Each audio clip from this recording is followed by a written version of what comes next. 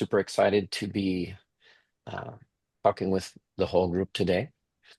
Each of us, we broke into 3 small groups, and so we're going to have 3 different presentations, and the focus is on, I'm just going to use my own word, triggers, things that trigger us while we're coaching a team, and thinking about those triggers and how they could impact our ability to perform as a team coach, and then thinking about ways that we might manage those triggers for ourselves in order to help us to stay effective as we're connecting with a team. So pretty much as simple as that. And I think we can just jump right in. Thank you, David. So I'll kick off. I'm Anne. I am calling in from Brussels, just coming actually from there from The Hague. So I was very close to you, where I just came back from team coaching. And I have to say, I've just practiced, but also sensed quite some triggers over the last couple of days in dealing with an executive team. So let me share my screen and let's hope that everything works well. And please give me confirmation if you can see it.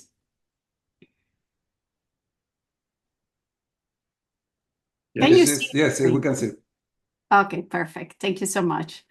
So our topic from our team, and our team is Nihar, George, and myself, is really on how can you really manage in the moment your emotional reactivity and triggers as a team coach. So what do we want to focus on? So maybe first of all, give you a little bit why we found this an important context. A couple of things which I'm sure are very familiar to each and every one of the guests here. Team coaching is relational, it's intense, and it can be really complex. Yeah, because there's a lot of human beings in the room, there's a lot of systemic things going on. And so for us as a team coach, you absolutely can sometimes find yourself being triggered and really nearly feeling hijacked by your emotional reactions, thoughts, and inner saboteurs, which can honestly really impact your coaching presence and therefore also your effectiveness. So our objective is also not only to help ourselves understand, but also to help you understand how you can, in the moment, normalize and manage this when you need it the most. What do we call a trigger, an emotional trigger? It's really an internal reaction, often to an external stimulus, often tied also to past negative experience or an unmet need. It can cause really a disproportionate emotional response to the actual factual trigger in the room.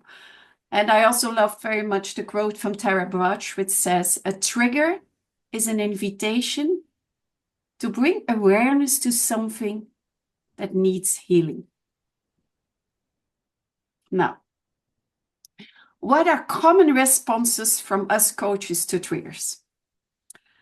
It can be that we start over-explaining because we feel a need of, oh, I need to validate why I'm doing what I'm doing. It can also be that we get into the pleaser mode. Oh, I need to give them what I think they really need, and I want them to really like me. And therefore we go in over-functioning. Oh, I need to help them. And we feel like we need to be the hero who is rescuing them.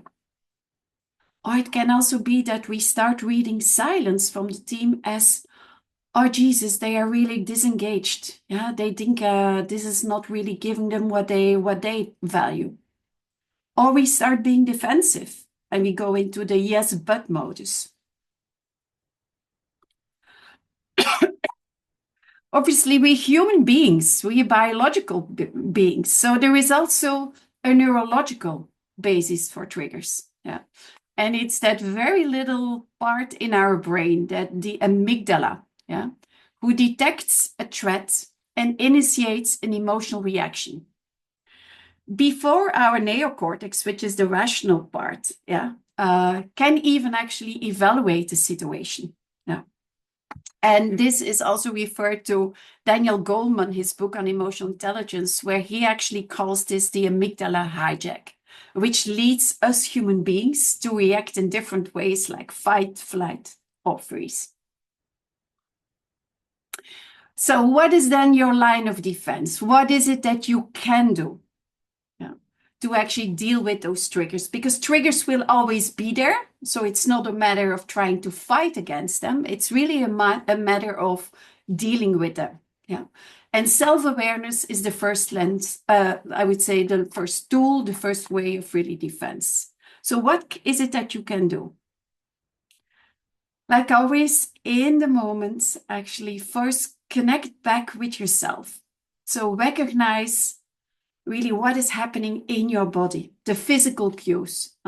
Can be a tight chest, can be a rapid heartbeat, can be feeling flushes in your, on your face, feeling that you're getting red.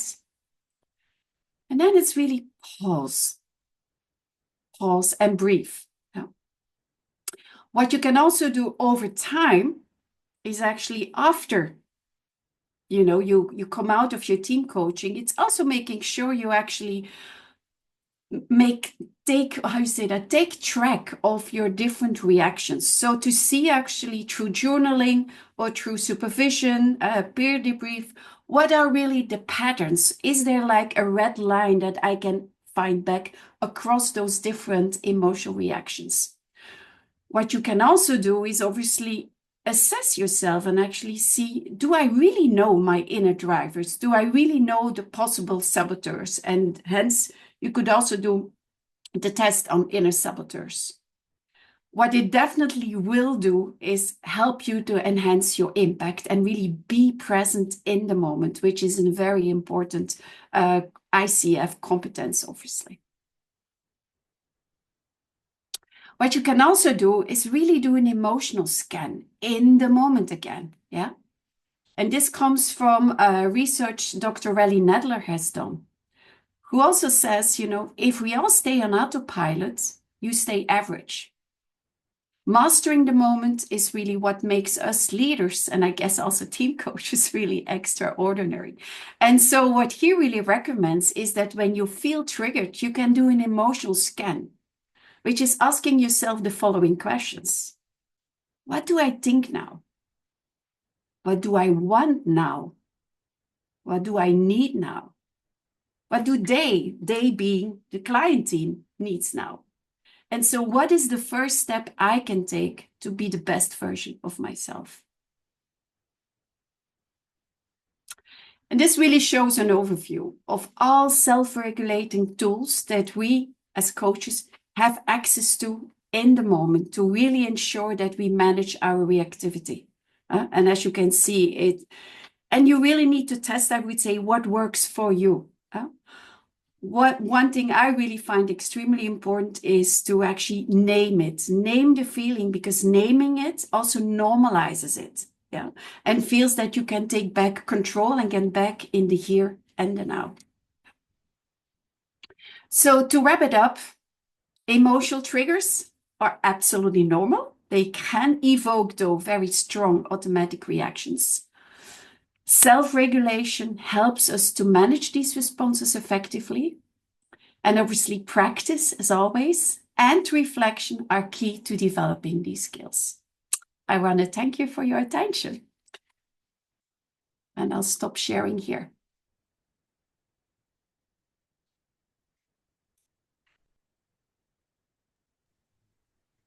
And I can jump in next if that was the order. I think that was our order. Forget. I'm going to go. Let me get my presentation up here too. Okay, can you see it? Yes. Okay. So I'm Michael Dolan, and I'm here representing Danielle and Diane and myself. And, in a way, the way that these three topics of different triggers came up is that we as coaches kind of did a little bit of an inner survey of how do we get triggered? And that had us kind of cluster into different teams about our similar triggers. My camera is blinking off a little bit. Sorry about that.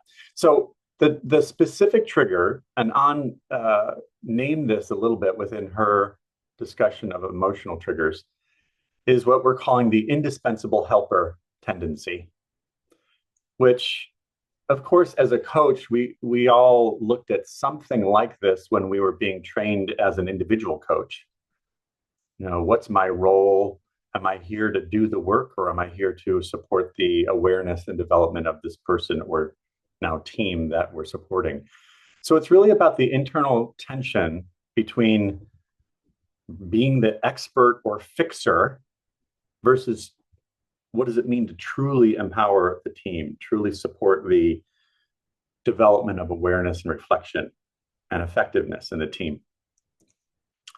So the key question here is, am I here to be seen as helpful and competent, or to truly support the team's growth, even if that means stepping back? And the way this might show up, if we're caught in this tension and losing our sense of presence, if you're honest, have you ever jumped in with a solution instead of asking a question? I have. It's one of my edges. And I do my best, and I think we all do our best to kind of be kind with those patterns in ourselves and not get too binary about what exactly is our role, and awareness along the way, as An said, is part of the key. Sometimes driving the agenda through the guise of I'm making an observation here, but sometimes there can be an agenda behind a question or behind an observation. Sometimes this is driven by wanting to feel appreciated, valued, or praised. It can be that the awareness of that can be quite a bit under the surface unless we do our ongoing work personally to understand what drives us. And sometimes we can get attached to our own interpretations rather than theirs. Again, we need flexibility to kind of be inside of ourselves and our own interpretations and go with the team and then come back and oscillate. So from our perspective, we looked at, well, what may be driving this? So the point of view that we're taking is, consider that you may be giving to get. You may be, as An said, over-functioning, over-serving in a way, unconsciously, because you want to get something in return. You want to essentially be seen in a certain way. That's something to consider. So there may be an underlying insecurity about your own worth and competence. So I try to fill that by making myself indispensable. At least that's how I and my teammates see this showing up in ourselves. And so we may be unconsciously attached to an identity as the one who fixes, or the one who helps, the one who is kind and supportive. And this could all be triggered by the kind of discomfort that comes up when that seeing is not happening, or something comes up in us that triggers a historical identity of needing to be validated in some way. Or it could be triggered by emotional triggers, ambiguity, which our other sub-team is going to talk about. So this pattern can be interwoven with the other two themes we're going to be talking about today. So when it comes down to it, this pattern, this trigger, if we're really honest with ourselves, it comes down to, it's all about me. There's something I'm unconsciously needing to get in terms of, in a way, a narcissistic need. And I don't use the word narcissistic in a pathological way, like a basic narcissistic need to be seen in a certain way. So what do we do about this?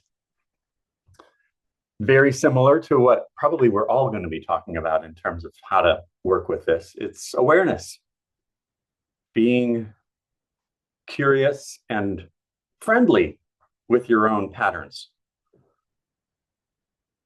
Study them either as they're coming up, or if we're not that lucky, after a session, look in the rearview mirror, ask yourself the question, did this come up at all? And you can kind of time travel back into those moments and inquire into your own experience. What happened in my body? What happened emotionally? What was triggered in my actions and words? Things like journaling, of course, supervision, which I think we're all becoming even more appreciative of, can help you reflect on what are you pulling for? What might you be getting by this overgiving? And, as I said, be friendly with these patterns would be my point of view here. Be compassionate with those parts of yourself that are almost always younger parts that are triggered from some younger experience or younger structure of identity that need to be seen. And they may most need to be seen by ourselves with what they needed. So when we get down to it, if we have enough freedom from this trigger in the moment with the team, if we have enough presence to be curious about our own inner experience, asking the question, how can I support the team's growth through their own reflection? What does the team really need here? Not what do I need here, or how can I be the hero? So just wrapping up this topic of the indispensable helper trigger, it can get in the way of us truly supporting the team. It's often driven by an unconsciously narcissistic giving to get something in return. And this can be really tender territory if we really explore it in ourselves. And bringing self-awareness, compassion, and curiosity can go a long way to disentangle this pattern and truly support the teams. So with that, I'm going to hand it off to our sub-team 3. Thank you.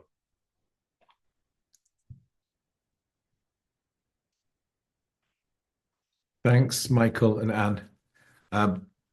Following on from Anne, really reminding us about triggers, and Michael deep diving into this, not allowing yourself to become indispensable or what that can mean for you. The third bucket, when we thought about, well, what causes us to perhaps, what impacts us negatively when we're team coaching? What's there? So we put things into buckets of triggers. We saw this wanting to be indispensable of value. And the third bucket is how we cope with ambiguity and uncertainty. So let me walk through a couple of slides, and then it's time for us all to have discussions. So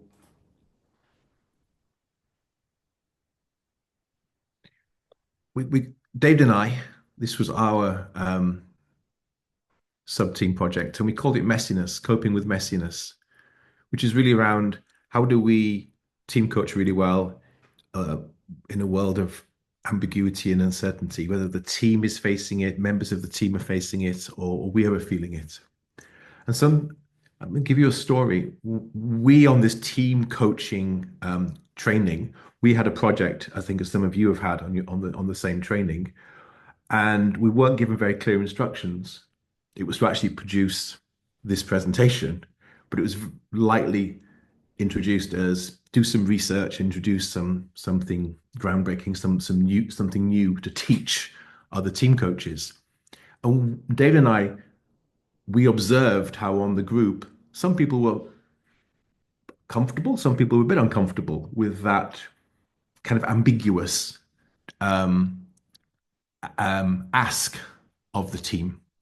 And it made us aware that, wow, even if seasoned executive coaches learning team coaching, we can struggle with ambiguity and uncertainty. It made us realize, wow, this is an important topic.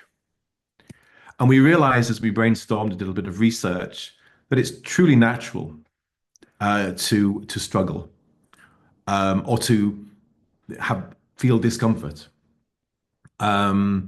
Whether it's because of unpredictability, you're never quite sure what's happening, whether it's multi-layered issues that the team is facing, or that you as the team coaching are perceiving and experiencing when working with the team, or you're bringing to the team coaching because of maybe experiences you've had. And we also wondered if this final um, topic of ambiguity and uncertainty is more pertinent today because we're wondering if the world is more VUCA because of technology, speed of change, things happening, tariffs are on, tariffs off, affecting organizations and teams. Just to give you a sense of what are we talking about? And these three bullets may or may not resonate with you, but this sense of some people just struggle. They struggle. They want clarity. They perhaps head in the sand. They don't want to talk about an issue which they can't really get their head around in a clear way.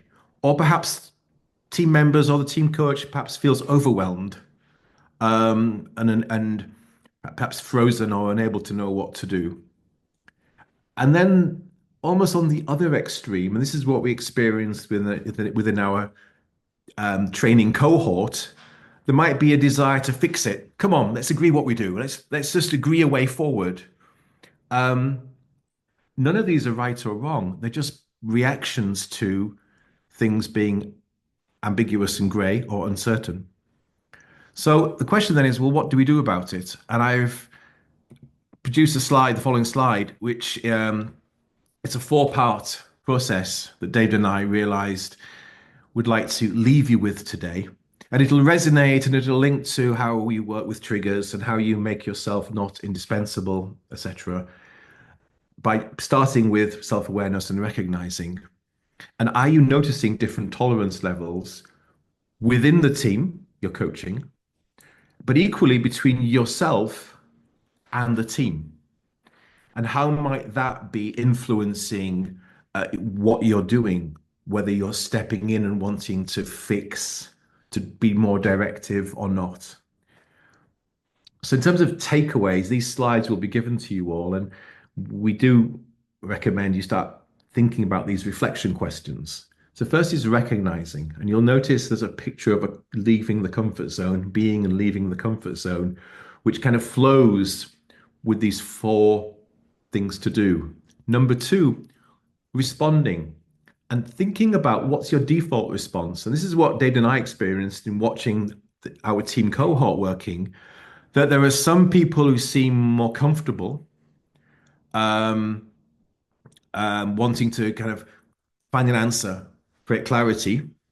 And there are others who are more comfortable by not knowing. And we realized there's no black and white, right or wrong, but it's just recognizing as the team coach, what are you seeing and experiencing in the team, but what are you carrying with you? So recognizing, responding, and then adjusting. This won't surprise you, the 1, 2, 3, 4. How can you pause and just think, where am I coming from in the question I'm posing now to the team, in the observations I'm making? Am I biased because I'm thinking they are rushing to a solution, and are you feeling it'll be better for them not to? So how are you adjusting perhaps your default reaction? And last and not least, as you reflect and have supervision, is navigating ambiguity and uncertainty something that we can learn? Is it only through maybe supervision and reflection, or is it actually a skill where we learn to spot things and maybe the certain questions we can ask? So I think we'll pause there. I think we've overwhelmed you with slides, but in summary, you've had. I'll leave David to summarize the three areas because he's going to close for us. But with this ambiguity and uncertainty, we just encourage you to be more reflective, with the recognizing, responding, adjusting, mastering, and some questions under each of the four to take away with you. Thank you. And David, over to you. Thank you, Nigel.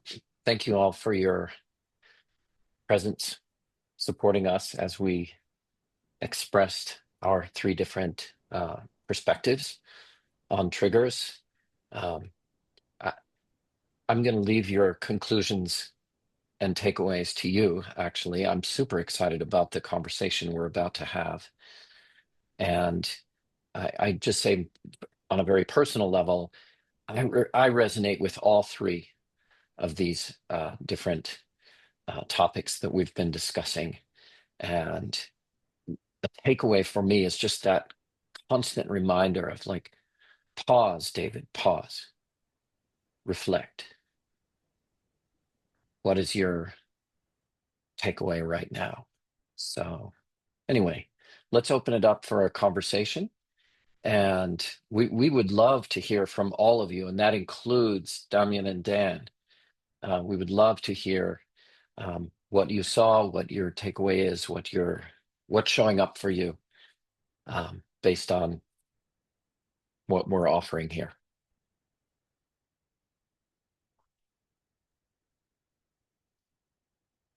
I suggest that we start with a guest, and then Dan and I can share a couple of observations. And I know, Wes, you need to go soon. So is anything you want to share before you go? Yeah, sure. I mean, this is maybe the first layer is just these were wonderful presentations. Thank you for showing your work and sharing all these insights. You set the bar really high. I can't wait to sort of go back to our team and share what we saw today, because I think, to put it charitably, we've struggled with the uncertainty and the ambiguity with this. So I think this was really helpful from that level. And then maybe a secondary thing for me, and more importantly, is just sort of seeing through these. I've tried to sort of process a lot, or started to process being in a team while doing this course. And I think these questions that you've all put forward and insights are a thing that I'm going to kind of look to as a tool for starting to process kind of my own experience. So this has been great, super helpful. Thank you. Thank you, Wes.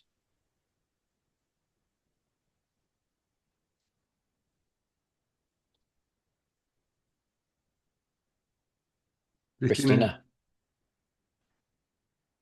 Yes, I'm thinking as well, and I really enjoyed the kind of process that you opened up to us. In the first presentation, what I saw was around the triggers was what's coming in to us as a team coach when we work with a group of people, and what's the thing that gives me the hook, and so. Then the second presentation was really diving deep into psychological contexts, and I really enjoyed a lot how personal you shared your thoughts, and each time coming back to reflection. And then the third one, really thinking or describing the kind of implications that are there for the group dynamics. And really this kind of nuance of stepping back and the pausing, but not just pausing. It's really about stepping 1-2 steps back and having a completely new perspective. And this is a deliberate decision that we have to take in the middle of a dynamic process when we work with a group, and which is complicated and complex. And so thank you very much. I liked it a lot. Thank you very much. Wow. It was a great reminder for me for many experiences that I had during our group exercise and working together with my small group. Thank you, Christina. Ahead and go. Likewise, wonderful presentation, and I really I love how you just hit it head on and normalize the fact that we all can be triggered when we are facilitating a team coaching session. So that was super helpful to me, and it also what I think the light bulb that went off in my head was when those things, when we are triggered and something happens, that it is a gift in some ways, because it teaches us to become uncomfortable and to grow, and gives us another opportunity to learn and become better. So I really appreciated that. So thank you. Thank you, Kristen. I can continue. I love the presentation, and I think that it was very important because you brought humanity to the conversation. First, realize and normalizing that things happen to us, that we are human beings dealing with other people with that, and we bring our experiences, our triggers, and they also have their triggers. So how important is to look at this, and how I think that Neil was talking also about how the systems are impacting us in those sessions. So when we look at that, I think that if we expand our awareness and we realize that we need to stop, look at it, and do something with it, I think that supervision is great, but that first step of journaling and reflecting on what happened there is essential.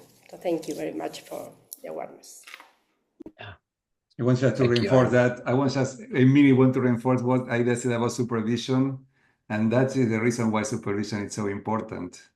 Because if we don't look at our triggers, we may have blind spots in our work. So I just want to reinforce the supervision piece. So we have a couple of more people that I don't know if other guests want to share anything. I can jump in. Thank you for the presentations. It is always a need for reflection to have presentations like this. Okay, what are my triggers? Am I doing the indispensable thing, and I think it's our job to not feel indispensable and to have that be with the clients and with the teams, and with ambiguity and uncertainty. One thing that I try and work on, I work with different generations and make sure that I'm not trying to imprint my generation on some of the younger ones, and see that that I am truly letting them figure out things in their own way. So thank you for the presentations. Thanks, Michael.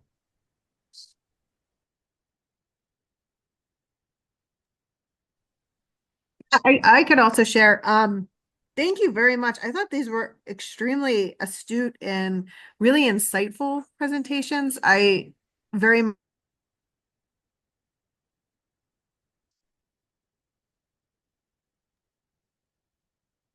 Shucks. Courtney, Yeah. I think we lost you briefly. Yeah.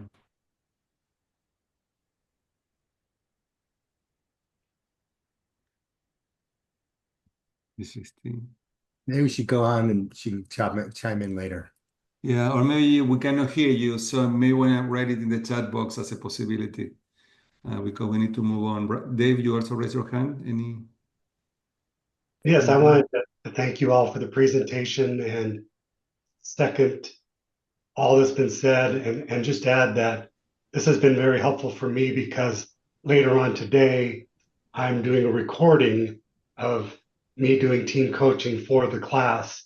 And this has given me a lot to think about as I anticipate that. So it's very practical for me, and thank you very much. Great. Great you were able to make it. So maybe before we finish then, and I also want to, for the team, to the extent that you feel comfortable, it will be very interesting. What did you learn in your experience as being part of this team as a team member too? So I want to briefly hear from participants who were in charge of the presentation. But before doing that, Dan, any comments about? I just want to check, Rhonda, did you have something you wanted to ask or share about it, or it's fine? Everybody's pretty much already said. I just agree with everything that everybody said. I found it very helpful and useful to really dig deep into the triggers. I appreciate everything that was shared, but that one really was resonating because it just is very helpful, and it reinforces the importance of keeping that coaching mindset. And like Damien said, the necessity of supervision. So that was it. Right. And I'll just chime in. Yeah, it was an excellent presentation, and it was great invitation to contemplate and to really, again, be clear about yourself and who you are in the experience of team coaching. The last one particularly resonated with me around ambiguity. And it makes me think about, if you're familiar with adaptive leadership and Ron Heifetz and Marty Linsky, and particularly their book, Leadership on the Line, with the subtitle Staying Alive Through the Dangers of Leading. And it's just a classic book, and he covers many things, but particularly how do you respond? And it also is something that they talk about that I think is relevant for us as team coaches. Actually, all of what he talks about is relevant, I think, for us as team coaches. But he talks about basically, how do you turn the heat up and down? And part of that is, what you're always doing. Part of the intuitive aspect of being a team coach is linking in and figuring out, going in and out and dealing with ambiguity, right? Is how are we going to grapple with it? Where do we go? And that kind of a thing. But anyway, it's a great reference to think about this deep topic that you all brought up. Yes, I want to congratulate the team. This is very creative. I have never heard that, and I have heard a lot about team coaching in many different aspects, but never a session on triggers. So I learned something too. So what is great. So congratulations for that. I really enjoyed the session. And it was interesting to see also my triggers that I had in the moment when I was listening to the session. So I think that will bring to all of us here a higher level of awareness in the future.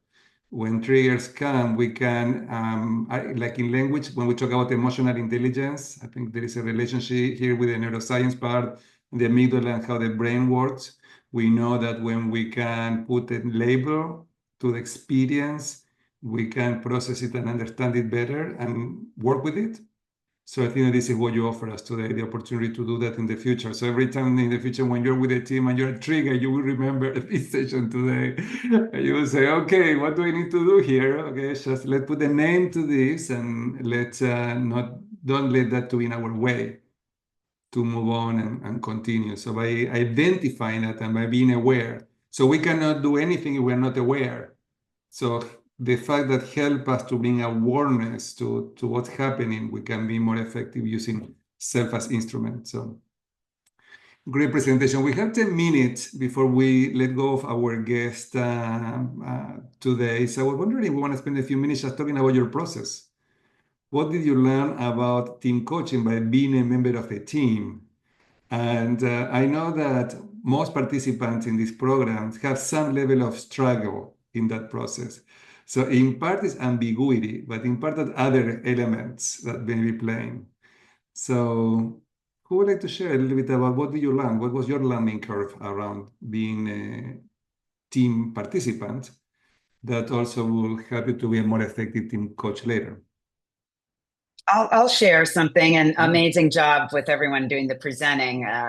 It was really terrific to see it all come together. I wasn't in the last session, but I listened to all of it. And David made a point about how it was an experience to be in team without a leader. And so that was really an interesting experience, and that created to some of my discomfort at times of what to do in this team and how to do this team. And I'll present my team that I worked on later, and one of my issues is being too directive. And so how to not be too directive. And it was such a deep feeling group. This is amazing. I rarely have groups that I've been part of in trainings or things that are 201. I feel like I'm learning so much from everybody, and just it's an incredibly wonderful cohort. And so just trusting the process would work out. But at times it was sitting with my own discomfort around it. So that was my experience, but I feel richer for it. Somewhat similar, like Danielle was saying. Normally I'm quite restless, impatient, and things must be very actionable in a speedy way. So it was quite, at some moments, experience a discomfort in, who is now going to take the lead? I refused it. I normally would have done it, but I refused it. And that was also a learning curve, how to stay cool where normally you will not stay cool. So same a little bit as Danielle. By the way, guys, great job in presenting. Same evaluation as Danielle. Thank you, George. I want to build on that because obviously I felt it was a very humbling experience again to appreciate being a team member and not only staying with your discomfort, but also staying very curious and challenging yourself to really keep that open mindset in terms of what can I learn, not only about myself, but what can I learn from others the whole time. And so curiosity, I'm not into tattoos, but I think if I would go for a tattoo, it would really be that, put it on my, on my wrist to remind myself, like, stay curious. Yeah. So that's my process. I want to also thank the presenters for doing a great job. And I'll just build on the observations here. What I thought was fascinating, if you think about it, is every week we had a new coach who brought their own flavor to the process. And so I am kind of really, I'm really kind of taken back by how we evolved as a team through the different gifts that each person was bringing to the experience. And I'm sure it's much different than if one person was just kind of in charge the whole time.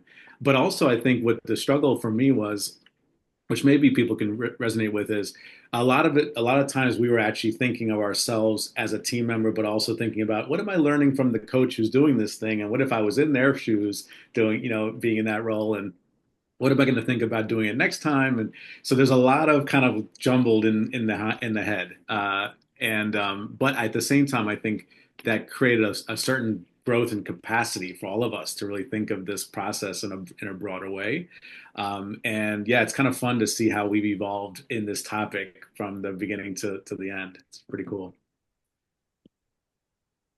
Can I add to those great comments from everybody? It was quite humbling because we came into this team without having roles. You come onto the board of trustees and you're coming in as a new trustee, and you're supposed to bring expertise. So you come in with a job title. It was quite humbling coming in. And I realized, wow, we were amazing executive coaches. We were all coach source coaches. And we were struggling to voice some of the struggles we had, maybe around people wanting to brainstorm more, others wanting to jump to what's the answer to this project. And it was humbling to us. Wow, it is really hard on teams. It brought it home for the first time to me, actually, without having titles of leaders around how we struggled. And yet we're so mature and we're amazing people, right? But wow. So, oh, yeah. Hi, this is Diane. I echo quite a bit of what everybody else said, but for me it was I'm the pragmatic, don't overcook the chicken girl. And even Nigel, you were like, wait a second, before we get into the project, you got to figure out who we are. And I had to keep stepping back and be like a participant and not just a get her done girl. And it kind of increases your self-awareness to be a part of a team that in this type of situation where you're different roles and different parts and learning and growing at the same time versus just executing with very unclear details as to what we were supposed to do. I was always the one, when is it due? Exactly. So. Maybe I'll jump in. Michael, you have that look of an itch, but is it okay? So I'm going to add just two things. First of all, I feel like we had an incredible level of trust between the members of the team. I don't quite know how we developed it, but somehow we got down that pathway, and it opened the door for us to be incredibly open with each other in each of our sessions.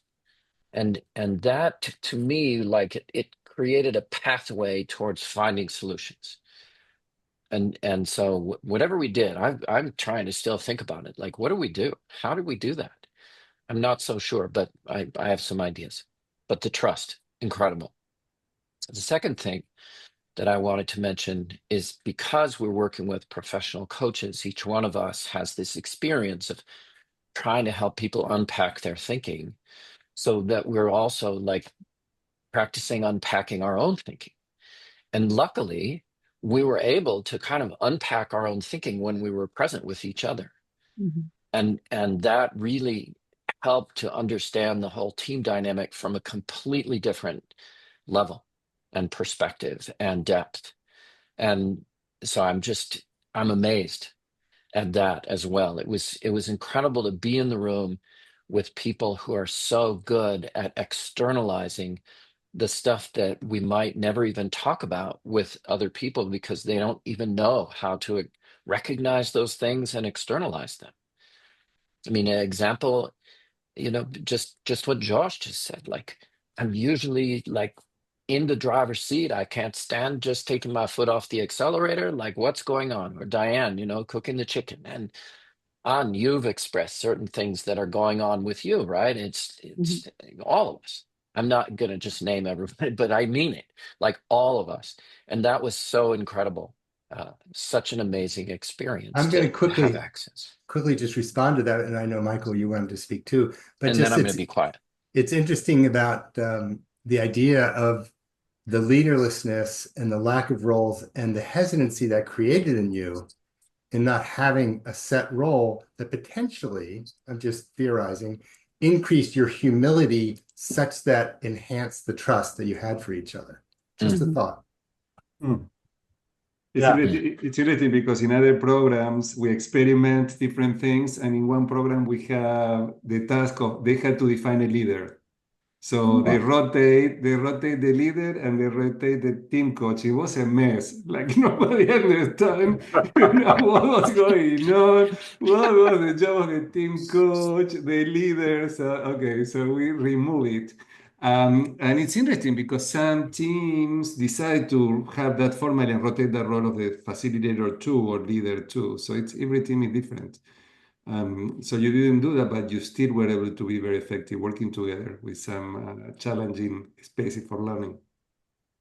And just my own reflections. I'll start with like my own personal reflections, like what I saw in myself, like you were saying, Dan, because of the leaderlessness, I definitely saw my own kind of lots of things like hesitancy, withdrawal, like also my own level along the way of how much will do I have to care about this? Like, when the deadline was far away and there was a lot of time, I could notice in myself, like, I don't know, I'm just going to kick back and not really get too involved. And so as I'm saying all these words to you, I'm learning about what it's like to be on a team, what it's like to be that person on the team. Where is my will? What is my role? Do I have permission or motivation in myself to actually play a role or not? So I definitely saw all those dynamics in myself. And as we got closer and closer to the deadline, I think two things happened. There was a mention from, forgive me, I'm forgetting our two. Tracy, Larissa? Yeah. There was a mention of, if you need or want a facilitator as well as a coach, you can do that. And for me, that opened up a permission because there was a part of me that wanted to come in with that kind of structure for the team sometimes. And then as the deadline came closer and closer, probably the urgency and the will and maybe the narcissism came up, like, I don't want this presentation to be crappy. I allowed myself to actually start voicing my opinions and sometimes being probably sharp.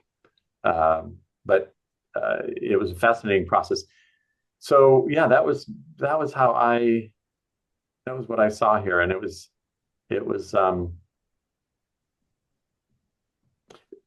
it seems like it was a laboratory of how a team forms, how a team evolves, who the heck are we? What are we doing here? Who's going to say something? To the natural evolution of certain kinds of roles that were not necessarily named, sometimes named, but we ended up knowing, like, oh yeah, they're going to come in this moment and bring this kind of thing.